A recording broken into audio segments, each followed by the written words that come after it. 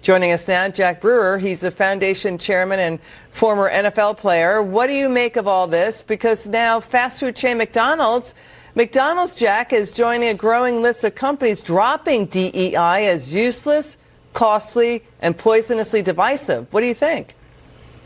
It is. I've had to face this head on. And unfortunately, these DEI motives have run deep into the institutions and the agencies across America. I mean, you look at an organization like McDonald's. McDonald's has over 30% of its executives are minorities. You're talking about a company that should have never had to bow down to the DEI mob ever in its history, because it's always been a place that really symbolized diversity. You know, McDonald's workforce is full of diversity. And so they pick winners and losers. This is more political than it is anything. They say DEI, but they really don't mean it. And so you have companies across the board now that are finally having the backs of their shareholders and their employees. Employees don't want to work for a place where they can't be promoted based upon their merit, but they're always being judged by the color of their skin or their gender.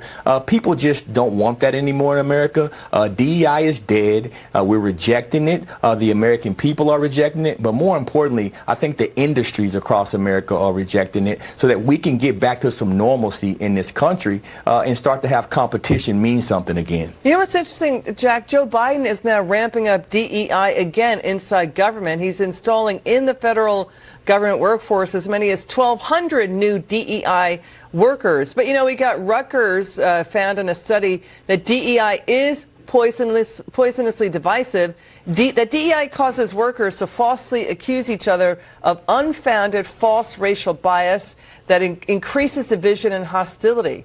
We've got reports coming in from companies across the nation and from law enforcement that DEI is a big, costly, distracting, poisonous boondoggle. It sounds like you agree. No question, I agree. And I think the shareholders in America agree. I think people are starting to reject this because it's creating such a toxic environment in these workplaces. You know, I'm on the board of the GEO Group, and we have almost 70% of our workforce are underrepresented minorities. We do an amazing job. We are so proud of our workforce and how we hire, and we bring in the best talent and people. And guess what? They happen to be underrepresented minorities. But if you look at the woke banks that try to reject us, you look at, you know, all the folks from the left that came at us because we're a private security service operator, a government contractor that does great work, great rehabilitation work. But we're never judged by that. We're always judged based upon these DEI motives. And I'm so happy that this is ending. We're so excited for the Trump administration to come in. And I think the entire nation and the world is following his lead. It's going to get back to merit. In America, we want to win. We want to be the best. We want to do it the right way. And we want to uplift people, and I think that's what this rejection of DEI is all about. Jack Brewer, thanks for joining us tonight. It's great to have you on again. It's good to see you. Yeah, great to see you as well. God bless you. Great work. Keep it up.